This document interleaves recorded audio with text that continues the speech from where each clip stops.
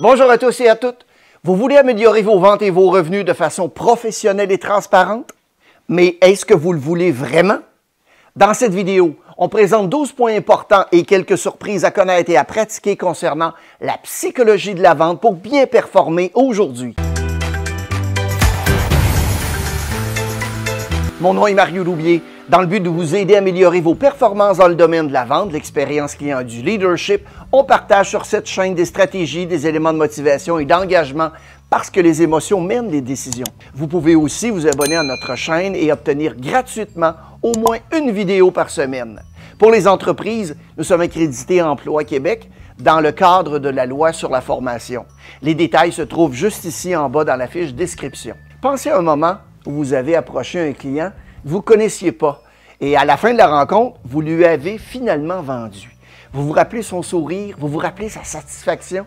Maintenant, à l'inverse, vous rappelez-vous du regard qu'il vous lance quand vous avez clairement perdu la vente?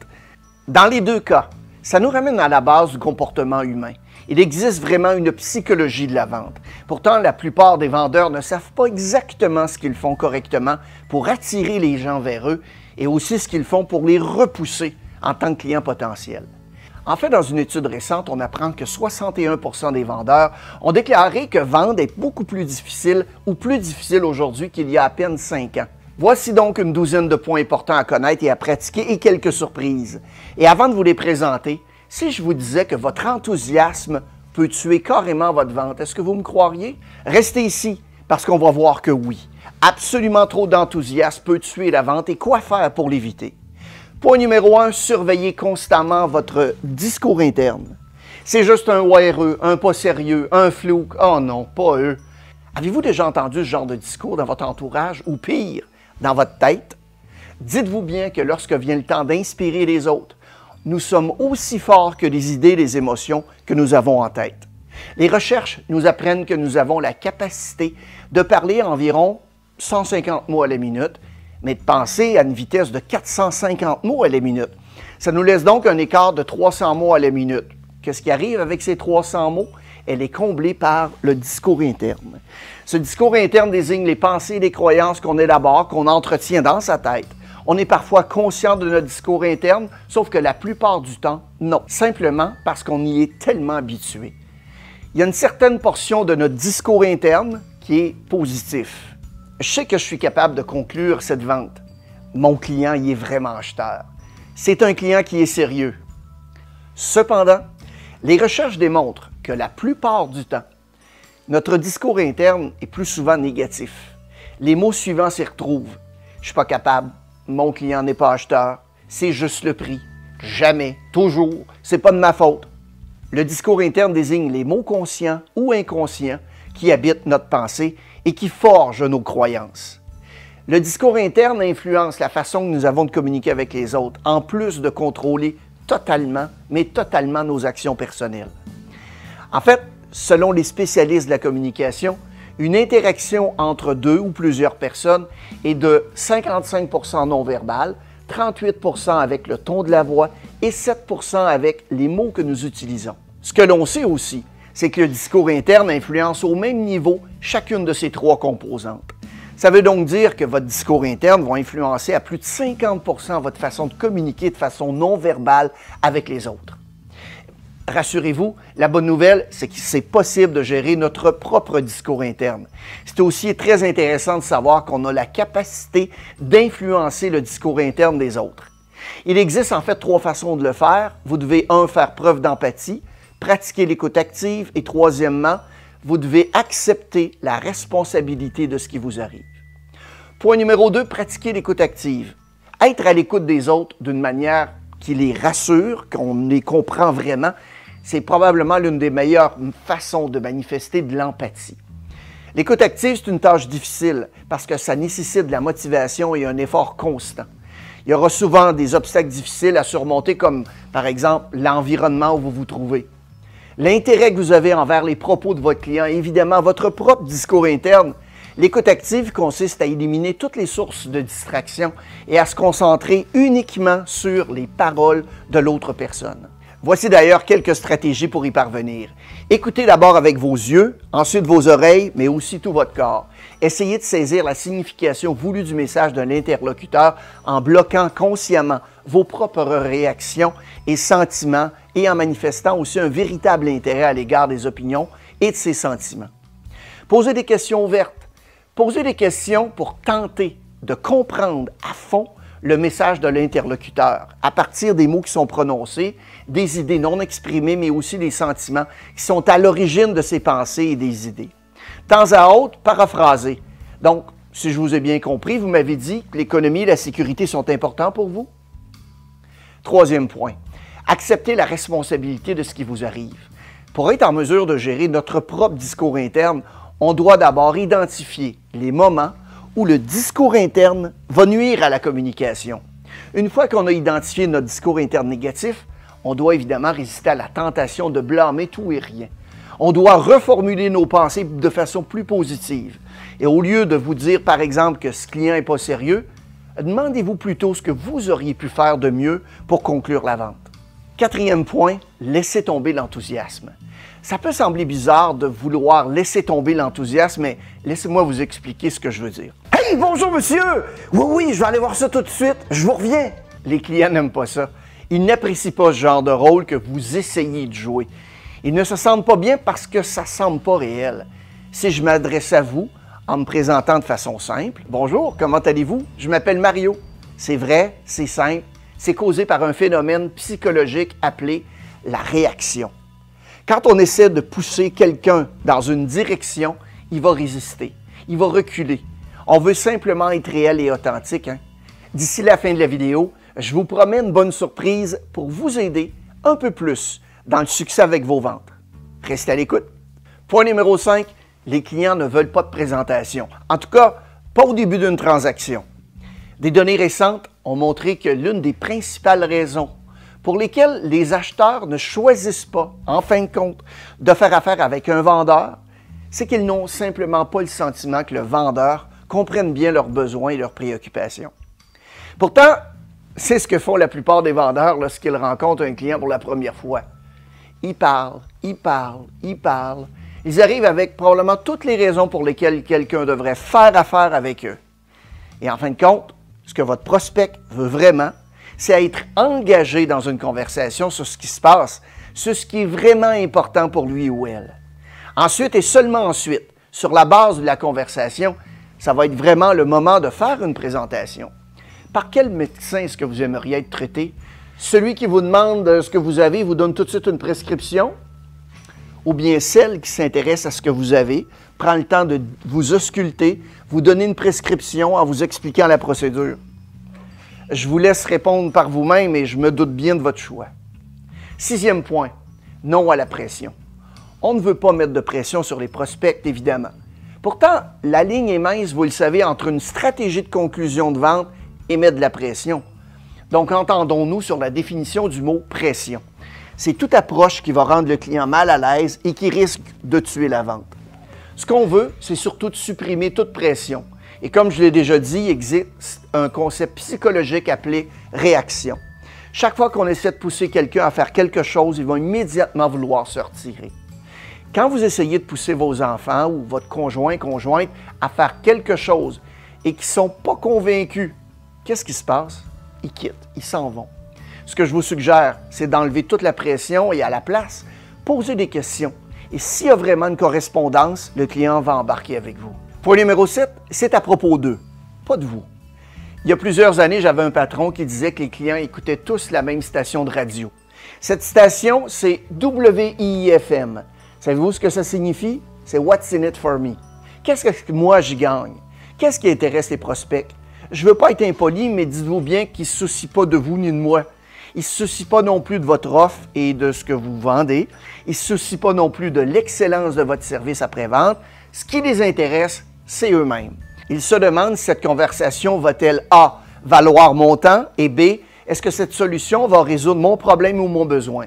Si le client ne peut répondre dans l'affirmative à l'une ou l'autre de ces questions ou aux deux, alors vous avez un problème. Il faut vraiment que la conversation porte sur eux, comprendre leurs préoccupations, poser des questions sur leurs difficultés, leurs besoins, les choses qui leur tiennent le plus à cœur. Et puis quand ils verront qu'il s'agit d'eux, ils vont s'engager dans une conversation parce que les gens aiment parler d'eux-mêmes, de leurs préoccupations, de leurs objectifs ou de tout ce qu'ils cherchent à accomplir. En parlant d'eux et non de vous ou de votre offre, vous vous retrouvez dans une position où vous êtes beaucoup plus efficace. Point numéro 8, mettez-vous à leur place. Soyez empathique. Des données vraiment intéressantes ont montré que les meilleures approches sont beaucoup plus efficaces lorsque l'on prend le point de vue des acheteurs. Alors, à quand remonte la dernière fois où vous avez vraiment réfléchi à l'expérience d'achat que votre acheteur vit d'une façon régulière? Quand on questionne nos propres croyances, notre jugement, nos convictions, on est en mesure de mieux juger de la situation du point de vue du client. Et l'empathie a pour effet de réduire de beaucoup le discours interne du client parce que le client perçoit que quelqu'un l'écoute enfin. L'empathie se résume à comprendre le point de vue de l'autre et à lui manifester qu'on comprend son point de vue. Pour nous mettre dans la peau de l'autre, il faut vraiment réfléchir à ce qu'il peut penser et approcher chacune des étapes de manière à le rendre à l'aise. Plus on est capable de comprendre ce qui occupe les pensées de l'autre et plus on peut lui manifester que nous comprenons son point de vue. L'autre personne aura donc l'impression que quelqu'un l'écoute, ce qui aura pour effet évidemment de l'engager avec un esprit ouvert dans son interaction avec nous. Et finalement, il va être prêt à écouter ce qu'on a à dire. Dernier point concernant l'empathie, vous avez intérêt à être authentique. Les gens perçoivent rapidement si vous essayez de faire semblant. Et je ne parle pas de la proposition de la valeur ni de l'expérience que vous avez du produit. Je parle de l'expérience réelle d'achat que vous faites vivre à votre client. Qu'est-ce qu'ils ressentent? Qu'est-ce qui est bien? Qu'est-ce qui n'est pas bien? Mettez-vous à leur place. Commencez à penser davantage comme vos acheteurs. Qu'est-ce qui les intéresse? C'est quoi les défis qu'ils doivent relever? C'est quoi les raisons pour lesquelles ils font affaire avec vous dans votre commerce? Les raisons pour lesquelles ils font des affaires avec vos concurrents? Lorsque vous aurez compris cela, vous entrerez vraiment dans l'esprit de votre acheteur. Vous savez, quand on parle de psychologie de la vente, il s'agit littéralement de savoir comment on peut commencer à penser comme le client. Comment vraiment, mais vraiment comprendre ce qui les intéresse. Et ensuite, orienter nos conversations autour de ce qui les intéresse. Le point numéro 9, on doit créer de la valeur à travers les questions que l'on pose. Vous savez, je suis un fan de l'émission Columbo. Vous vous rappelez ce qui rendait le personnage unique, outre son habillement, son cigare et sa vieille Peugeot? C'était son fameux « Oh, one more thing, sir ». C'est vraiment intéressant du point de vue de la vente quand je le regarde. Columbo a une autre phrase bien à lui. « Aidez-moi à comprendre ». Quand un client vient voir un vendeur en lui disant avoir un problème ou un besoin à résoudre, la grande majorité des représentants vont répondre du tac au tac « Eh bien, vous êtes au bon endroit. On a cette nouvelle gamme de produits qui va être capable de vous aider. » Pour créer de la valeur en posant des questions, prenez un pas de recul et concentrez-vous non pas sur ce que vous proposez, mais plutôt sur les questions que vous posez pour comprendre le pourquoi de l'achat. Par exemple, vous pouvez demander « Est-ce que je peux savoir qu'est-ce qui vous intéresse vraiment dans ce type de véhicule? » Ou bien « Selon vous, combien vous coûte ce problème? » Un autre type de question pour créer de la valeur. Si vous étiez en mesure de résoudre ce problème, qu'est-ce que ça signifierait en termes de recettes supplémentaires pour votre entreprise? Vous devez créer de la valeur d'abord en sachant poser les bonnes questions. Ensuite et seulement ensuite, présenter votre produit ou votre service. Le 10e point maintenant, non est simplement une réponse. C'est un concept tellement important dans la vente que la plupart des vendeurs passent leur vie entière à essayer d'éviter de se faire dire non. Quand on y pense, il n'y a aucune raison de se sentir rejeté. Non, ce n'est pas une mauvaise chose. Non, c'est simplement une réponse. La réalité, selon les recherches, c'est qu'au moins 50% de vos prospects ne sont pas compatibles avec vous, votre produit ou votre service ou votre établissement. Nos données indiquent qu'au moins 50% des personnes que vous rencontrez au départ ne seront pas très bien agencées avec vous, votre entreprise ou ce que vous vendez. Vous voulez donc faire connaissance avec la personne le plus rapidement possible et avec ces 50%. Considérez que c'est une victoire, que ce ne soit pas une bonne affaire parce que les meilleurs vendeurs passent la majorité de leur temps devant des prospects qui veulent faire des affaires avec eux. La méthode de Columbo est bien utile dans ce cas. Lorsque vous doutez, lorsque vous sentez que les choses déraillent, demandez tout simplement à votre client « Monsieur, madame, aidez-moi à comprendre ce qui se passe. » Maintenant, le client va se sentir beaucoup plus à l'aise de vous parler. D'un point de vue psychologique, vous avez enlevé vraiment toute la pression. Un de mes mentors le disait souvent et c'est resté vrai pour moi. Et franchement, je pense que c'est encore plus vrai dans l'environnement de vente actuel où il n'y a tout simplement pas de temps à perdre. Si votre prospect vous parle d'une manière qui vous fait dire qu'il y a quelque chose qui cloche, mettez-le simplement sur la table. Comprenez-moi bien, ça ne doit pas être une confrontation. Monsieur Tremblay, s'il vous plaît, aidez-moi à comprendre. Je sens depuis quelques minutes que ça ne semble pas vous intéresser. Peut-être que le timing n'est pas bon ou ils sont peut-être juste distraits. Lorsque vous le sentez, dites-le.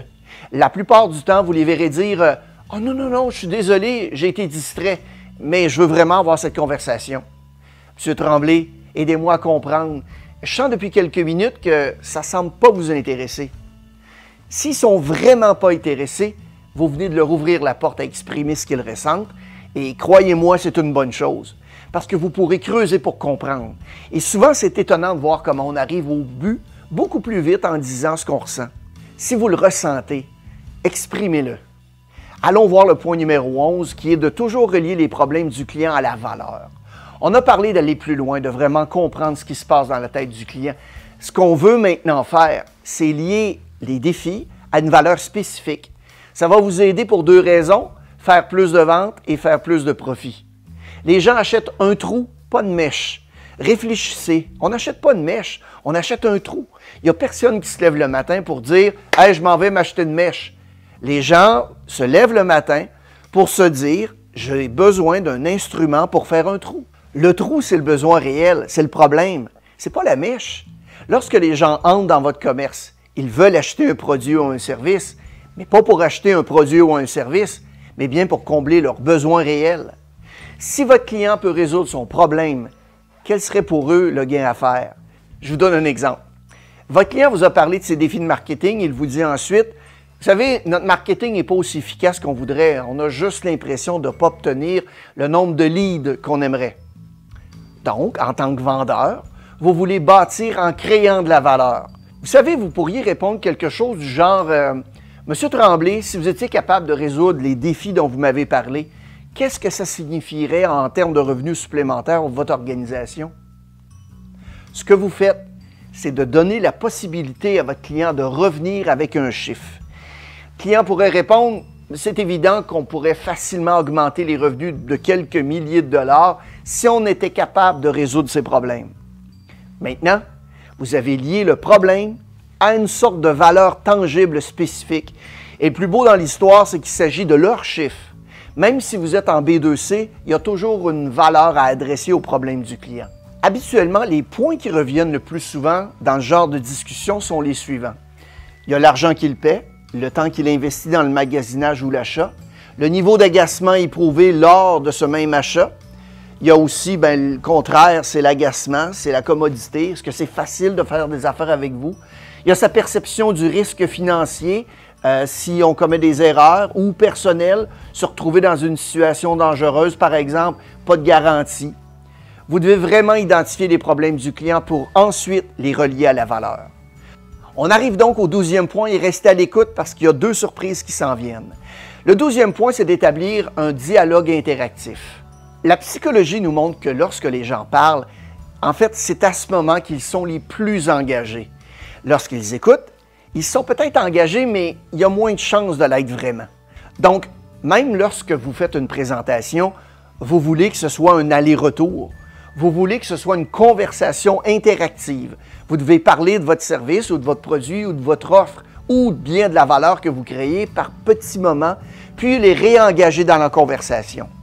S'il s'agit vraiment d'une conversation interactive, vous allez conclure beaucoup plus de ventes parce que ça va signifier qu'ils sont engagés. Gardez ça en tête chaque fois que vous présentez quelque chose. Faites suivre avec une phrase du genre « Est-ce que ça fait du sens compte tenu de ce que vous m'avez dit? » Et faites-les ensuite revenir dans la conversation. En passant dans quelques minutes, on va voir ensemble quoi dire et quoi faire pour garder l'intérêt du client envers son achat avec vous-même s'il décide de ne pas acheter sur le champ. On vient donc de voir les 12 points promis. Et en bonus, c'est la surprise, j'en ajoute 2. Bonus 1, le prix à la fin. Autant que possible, une chose qui est très importante, c'est de parler de prix ou d'argent après le processus de découverte. Si le client pose directement la question pendant le processus de découverte, répondez-lui en lui donnant un écart et enchaînez tout de suite avec une autre question. Ce n'est pas d'éviter le sujet, c'est simplement de l'aider à voir la valeur de ce qu'il va se procurer. Quand on a fait le tour des problèmes et des avantages, c'est le moment de parler de prix. Vous pourriez donc émettre une proposition du genre « Monsieur Tremblay, compte tenu de ce que j'ai compris de vos défis, j'aurais 3 options à vous faire par rapport à ce que vous m'avez mentionné. » En fait, la première comprend des éléments de formation en ligne et ça vous donne droit à 10 heures d'accompagnement personnel pour votre équipe de vente. Monsieur Tremblay, laquelle des 3 options suivantes répond le mieux à votre budget? Ce que vous avez fait, c'est que vous avez donné un éventail de choix. Vous ne placez donc pas votre client à vous répondre un oui ou un non, vous le placez devant des choix. La psychologie de la vente nous montre que le taux de conclusion de vente est supérieur avec la méthode des choix. Évidemment, vous avez dû faire toutes les étapes de vente auparavant, hein? Si vous avez vraiment établi une connexion efficace tout au long du processus de vente, vous allez obtenir une réponse positive. Bonus 2, faites avancer la vente. Toutes les ventes n'ont pas le même cycle. Le temps requis pour un processus d'achat d'un crayon versus l'achat d'une maison ou bien d'une automobile va être complètement différent. Toutes les décisions d'achat ne se font pas sur le champ, même si tout a été fait dans les règles de l'art. L'accueil, l'évaluation des besoins en création de la valeur, la présentation du produit ou service lié aux problèmes ou besoins du client et finalement la présentation d'une offre à choix multiples. Pour X bonnes raisons que ce soit, certains clients ou certaines situations requièrent un délai avant de prendre une décision. Vous devez toujours, mais toujours terminer la rencontre avec une phrase qui va ressembler à ceci si le client n'achète pas sur le champ. En ce qui nous concerne, quelle est la prochaine étape? De cette façon, vous n'êtes pas menaçant et vous faites avancer la vente. Essayez le plus souvent possible de vous accaparer du suivi. Par exemple, si le client vous répond « Je vais vous rappeler d'ici quelques jours », prenez la balle au bond et dites-lui quelque chose du genre « Excellente idée, ça me ferait plaisir de faire un suivi avec vous, disons mercredi à 11 h ou jeudi à 9 h. Qu'est-ce qui vous conviendrait le mieux? » Ça n'a pas besoin d'être plus compliqué que ça. Assurez-vous évidemment de faire le suivi. On a donc vu 12 éléments et 2 bonus touchant la psychologie de la vente qui fonctionnent réellement. J'aimerais savoir laquelle de ces idées vous a été la plus utile. Et n'oubliez pas de nous écrire dans la section des commentaires ici au bas de l'écran. Maintenant que vous avez vu la vidéo, qu'est-ce que vous ferez différent? Passez à l'action et faites-moi signe. Merci pour votre écoute.